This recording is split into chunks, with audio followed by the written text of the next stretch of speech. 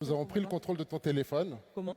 grâce à ce câble, d'accord, qui en fait est un câble piégé, d'accord. Donc ça ressemble à un câble USB normal que vous avez tous en fait à la maison ou au bureau.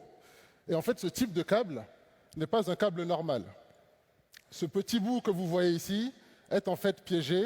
Ça contient des fonctionnalités type USB, type Wi-Fi qui nous permettent d'injecter en fait des instructions directement sur le téléphone et nous permettent de prendre le contrôle du téléphone. Attends. Ça veut dire que ce câble, vous me l'avez offert hier Exactement. pour me piéger. Exactement. Donc vous êtes rentré à l'hôtel, vous avez branché votre téléphone et ça nous a permis de prendre le contrôle de votre téléphone.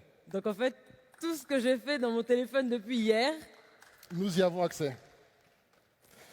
Cela veut dire quoi? Cela veut dire que nous pouvons démarrer le micro, nous pouvons prendre des photos, nous pouvons prendre des vidéos, nous pouvons passer des appels et avoir accès à tous vos messages simplement grâce à ce câble. qui n'est pas connecté à une Qui n'est prise. pas connecté à une prise. Parce qu'en fait, il y a des fonctionnalités directement dans ce port USB qui nous permet de prendre le contrôle jusqu'à à peu près 2 km. Je suis sûr que beaucoup d'entre vous se sont connectés au Wi-Fi hier, toute la journée, n'est-ce pas? Qui s'est connecté au Wi-Fi hier dans la journée? Vous êtes à un sommet sur la cybersécurité. Évidemment que nous l'avons piégé, le Wi-Fi. Évidemment. Alors, nous avons collecté énormément de données hier.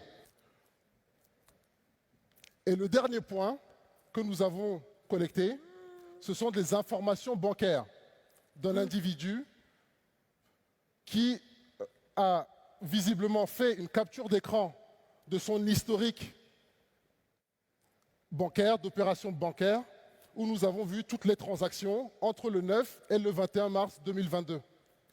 Donc, la connexion vers son site bancaire était sécurisée, mais la personne a fait une capture d'écran de son historique et l'a transféré via un protocole qui est non sécurisé à un ami ou un partenaire. Donc nous savons que cette personne a reçu un virement de 12 000 euros de par une agence immobilière basée dans le Paris 12e. Qui est cette personne? Pardon? Évidemment que nous n'allons pas dévoiler le nom de la personne. Et a fait un virement de près de 1 500 euros à une personne dont nous avons le nom, puisque le nom figure dans la transaction qui a été faite. Donc moi j'ai une question. Dites-moi.